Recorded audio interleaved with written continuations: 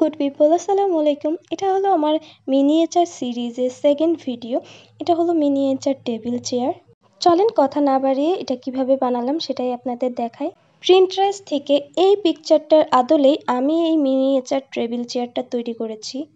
আমি টেবিল বানানোর জন্য এই যে কাচের জারের মুখখাটা নিয়েছি, আর এগুলো হলো কোল্ড ড্রিঙ্কসের কাচের বোতলের যে মুখগুলা এগুলো আমি 4টা কালেক্ট করেছি। এগুলো হলো সাসলিকের কাঠি।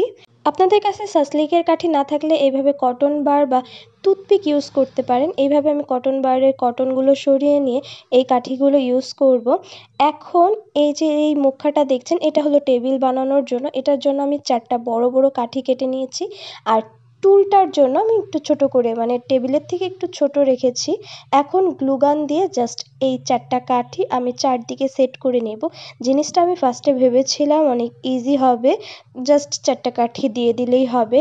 আসলে না, কারণ এটা আমি যখন স্ট্যান্ড করতে গিয়েছি তখন বুঝতে পেরেছি যে স্ট্যান্ড হচ্ছে না, মানে 4টা কাঠি সমান করে কাটা হলেও নিচের দিকে স্মুথ না দেখে স্মুথ ফিনিশিং আসতেছে না। তবুও যেটুকু পেরেছি আমি করেছি, কারণ আমার আজকে এই প্রজেক্টটা করতেই হবে। এই যে আমার টেবিলটা তৈরি করা শেষ। এখন আমি টুলটা তৈরি করে নিচ্ছি। টুলের জন্য আমি সেম প্রসেসে 4টা কাঠি এভাবে গ্লুগান দিয়ে সেট করে নিচ্ছি।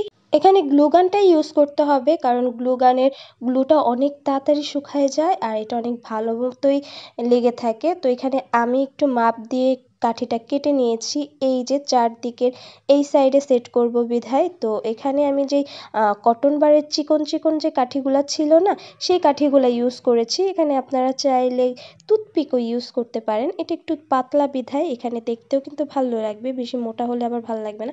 এই যে আমার টুলটাও সম্পূর্ণ হয়ে গেছে। এই টুলটা দেখতে একটু ভালো লাগতেছে। আমি 2টা টুল এইভাবে তৈরি করেছি আর 2টা টুল এমনি জাস্ট কাঠি দিয়ে তৈরি করেছি। এই যে আমার মিনিয়েচারের ফাইনাল লুক। এখানে টেবিলটার না, মানে উপরে যেটা দিয়ে তৈরি করেছি সেটা একটু জং ধরা ছিল, মানে ভিনটেজ লুক দিচ্ছিল ঠিক আছে, কিন্তু জংটা দেখলে মানুষ বলবে যে কালার করনি কেন।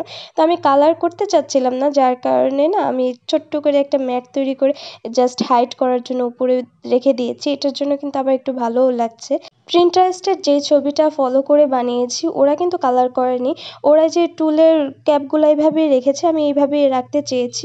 জাস্ট ওই জংটা হাইড করার জন্য আমি ছোট্ট একটা ম্যাট তৈরি করে সেটা উপরে বসিয়ে দিয়েছি। তো আপনাদের কাছে কেমন লেগেছে অবশ্যই কমেন্টে কিন্তু বলবেন। এই ছোটোখাটো জিনিসগুলা কিন্তু দেখতে আমার কাছে খুব ভালো লাগে। এই যে আমি 2টা স্টাইলের টুল করেছিলাম। আমার মতো কার কার মিনিয়েচার জিনিসগুলো ভালো লাগে, আপনারা চাইলে কিন্তু রুম ডেকোরেশনের জন্য এই জিনিসগুলো তৈরি করতে পারেন। আমার তো একটা কর্নার সেলফ আছে, যেটার মধ্যে আমি ছোটোখাটো জিনিসগুলো তৈরি করে করে সাজিয়ে রাখছি। ভিডিওটি যদি ভালো লেগে থাকে ইউটিউব থেকে দেখলে সাবস্ক্রাইব করবেন, ফেসবুক থেকে দেখলে ফলো দিয়ে পাশে থাকবেন। আল্লাহ হাফেজ।